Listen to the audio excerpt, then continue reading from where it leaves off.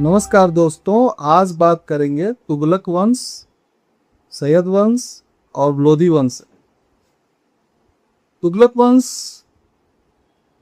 के शासक 1320 से लेकर के 1413 ईस्वी तक शासन किए। वे अपना शासन पूरे भारत में स्थापित करना चाहते थे। शुरुआत में उन्हें सफलता मिली, लेकिन बाद में अनेक विद्रोह होने लगे और सल्तनत कमजोर होती गई। तुगलक वंश का सबसे प्रसिद्ध शासक मोहम्मद बिन तुगलक था।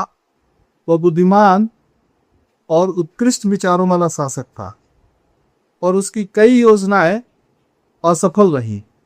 उसके शासनकाल में प्रसिद्ध यात्री इब्न बतूता भारत आया। मोहम्मद बिन तुगलक भारतवर्ष में ही नहीं, मध्य एशिया में भी विजय प्राप्त करना चाहता था। इसलिए वो एक बड़ी सेना रखना चाहता था और सेना के खर्च के लिए द्वार क्षेत्र के किसानों पर अधिक कर लगाने की कोशिश की, लेकिन अकाल के कारण किसानों ने विद्रोह कर दिया और उसे कर का आदेश वापस लेना पड़ा। उसने राजधानी दिल्ली से दौलताबाद स्थानांतरित की ताकि दक्षिण भारत पर बेहतर नियंत्रण रखा जा सके, पर यह योजना भी असफल रही और राजधानी फिर दिल्ली लाई गई। इसके बाद ही दक्षिण में दो स्वतंत्र राज्य बहमनी और विजयनगर की स्थापना हुई।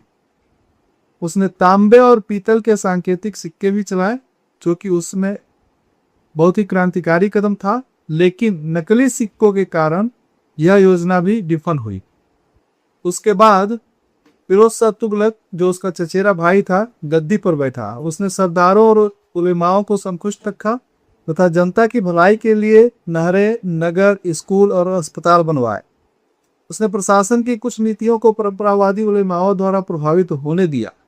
वह केवल उन पर ही असहिष्णु नहीं था जो मुसलमान न थे, बल्कि उन मुसलमानों पर भी असहिष्णु था जो परंपरावादी नहीं थे। उसने सिंचाई की योजनाएं बनाकर नहरें और इस प्रकार अपने राज्य के कुछ क्षेत्रों की उन्नति की। यमुना नहर इन्हीं नहरों में से एक है। उसने फिरोजपुर, फिरोजाबाद और हिसार फिरोजा तथा जौनपुर आदि नगर बसाए तथा शिक्षा संस्थाओं और अस्पतालों की संख्या में वृद्धि की। उसने संस्कृत ग्रंथों का अरबी और फारसी में अनुवाद भी करवाया तथा अशोक के स्तंभ मेरठ से दिल्ली मंगवाए। उसकी मृत्यु के बाद गृह युद्ध शुरू हो गया और सल्तनत कमजोर हो गई। 1398 में तैमूर लंग ने भारत पर आक्रमण किया। उसने दिल्ली को लूटा और भारी विनाश किया। उसका उद्देश्य केवल उत्तर भारत पर आक्रमण करना और लूट का माल लेकर मध्य एशिया लौट जाना था। महमूद गजनवी की भांति तैमूर ने भी भारत से लूटे धन को शानदार इमारतों, राजमहल और मस्जिदें बनवाकर समरकंद यानी अपनी राजधानी समरकंद को सजाने में व्यय किया।